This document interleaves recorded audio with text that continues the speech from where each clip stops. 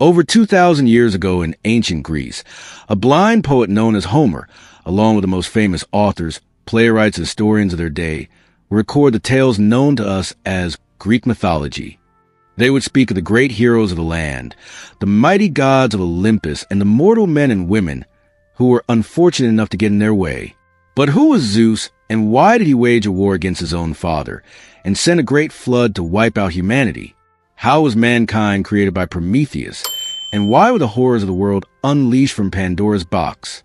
What awaited the souls of the dead in the realm of Hades, and how were monsters, such as a Hydra, the Cyclops and Medusa slain by famous heroes? From the 12 labors of Hercules to the Trojan War, this is the entire story of Greek mythology. Out of chaos and beginning, there was only chaos, a great void of emptiness. But from the chaos sprung Gaia, Earth, as well as Eros, love. They were then joined by night and day, who would put an end to the reign of Erebus, darkness, with the eternal cycle of dusk and dawn emerging. Lastly would come Tartarus, the deepest depth of the world, where condemned souls would be sent for punishment. But these would not be the only primordial beings to emerge, for Gaia would birth one more. Uranus, the sky. The two would then unite and produce 12 children, 6 sons and 6 daughters.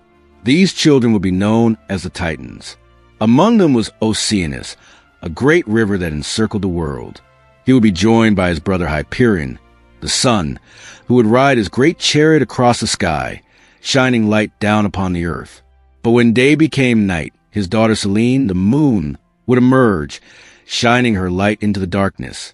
But Uranus was a cruel father to the Titans, locking his children deep within the earth.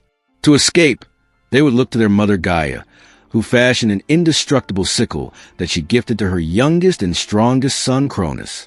Cronus would patiently wait, and when Uranus next came to lie with his mother, he would jump out and slice off his father's genitals, which fell into the sea. From them would spawn Aphrodite, the goddess of love and beauty, and the first of a new generation. Having defeated his father Uranus with the sickle, Cronus would take his place as ruler of the world. But his reign was not to last, as Cronus would have 3 sons and 3 daughters with his sister Rhea, with these children becoming known as the gods. Cronus, however, was just as cruel as his own father, and having recently been informed that one of his children was prophesied to overthrow him, would swallow each of them whole as they were born. Only one would escape this horrible fate, with Zeus, the youngest of his children, being saved by his mother Rhea.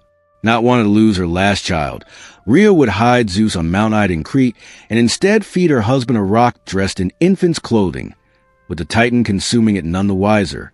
Zeus would be raised by his grandmother Gaia on the island, being hidden away until he reached manhood and was strong enough to challenge his father. When the time came, Zeus would return, striking down Cronus and releasing his siblings from his father's stomach.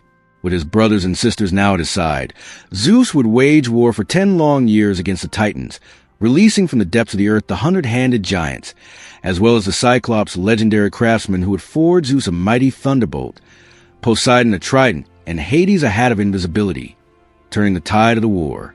With the Titans defeated, Zeus would imprison them in Tartarus, deep within the earth, where they would remain in torment for eternity.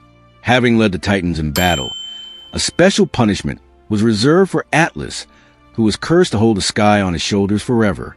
Only a few Titans would escape punishment, with Themis, the Titan of law and order, and her son Prometheus, who had allied with Zeus at the start of the conflict, being pardoned and allowed to live their lives amongst the gods.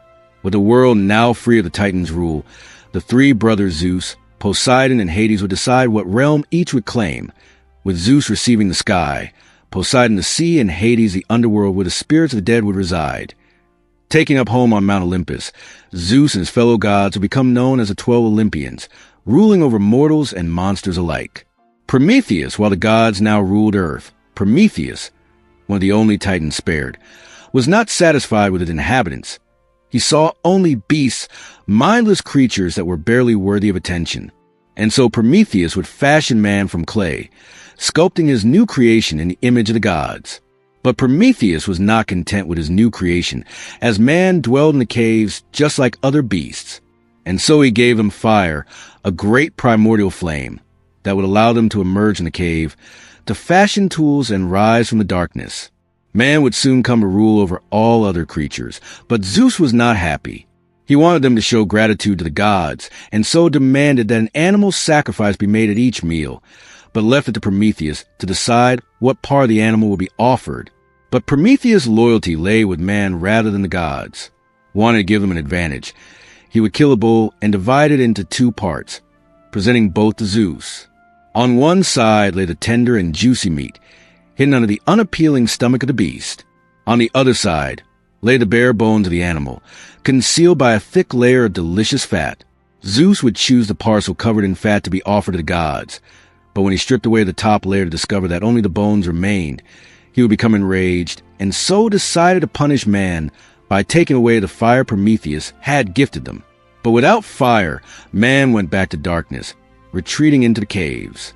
Wanting to save his creation, Prometheus would scale Mount Olympus to steal the fire of the gods. With his great torch in hand, he would return to Earth, gifting his creation fire and allowing civilization to start once again. When Zeus looked down to see fire on Earth yet again, he was furious, taking Prometheus and chaining him to the side of a mountain. Each day Prometheus would lay in torment, as Zeus sent an eagle to feast on his liver. But as Prometheus was immortal, each night the liver would grow back, only to be consumed once again the following day. On and on the punishment would go, with his suffering continuing for millennia. Pandora's box, but Zeus was not done and wished to punish humanity further, asking Hephaestus to craft a being capable of inflicting great suffering upon man.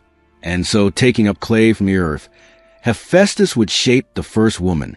From Aphrodite she gained her emotions and beauty, and from Zeus an insatiable curiosity.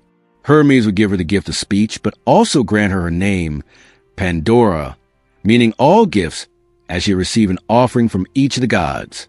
Pandora was then given a final gift by the gods, a sealed box that she was told contained special gifts, but was forbidden from ever opening.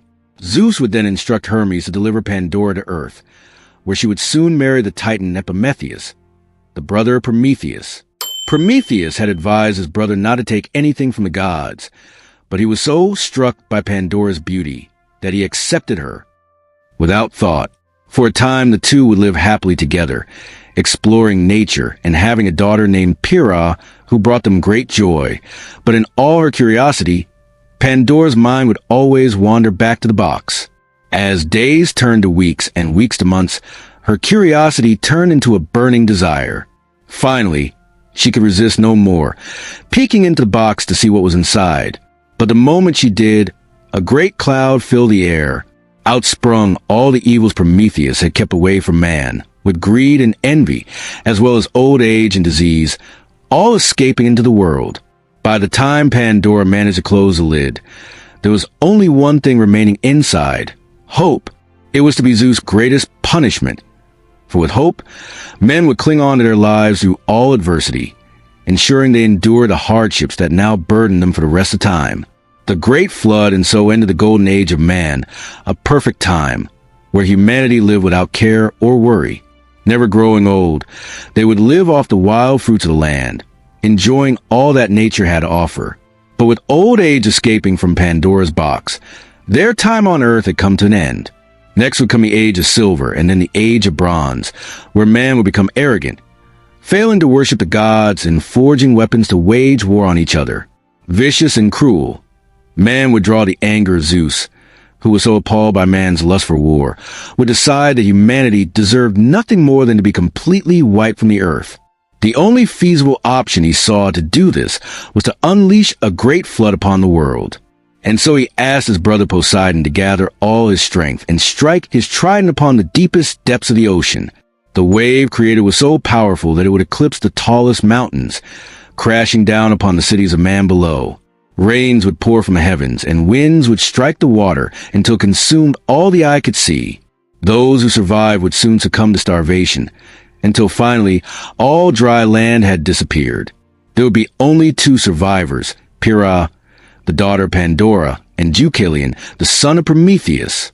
They had been forewarned by Prometheus that a great flood was coming, and so had built a ship to survive the coming destruction.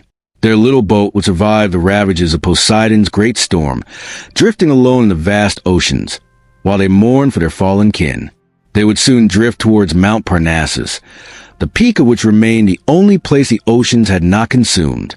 Believing his job was done, Zeus would command the rains to cease and for the waters to recede, with the earth becoming calm once again. But although the earth was now still, it was devoid of human life. Deucalion and Pyrrha would ask the gods how they could rebuild humanity, with the Titan Themis being sent to answer their prayers. To bring back their fellow man, Themis instructed that they each travel along the mountain, throwing stones behind their backs as they went. Day after day and night after night, they would each throw stones behind them, with those thrown by Deucalion growing into men and those by Pyrrha into women.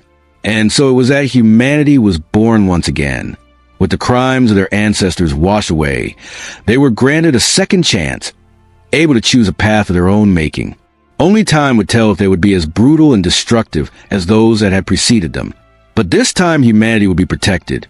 For on Mount Parnassus, Deucalion had found a gift, a tool so secure that not even the gods of Olympus could breach it, something that would keep humanity safe for the rest of time.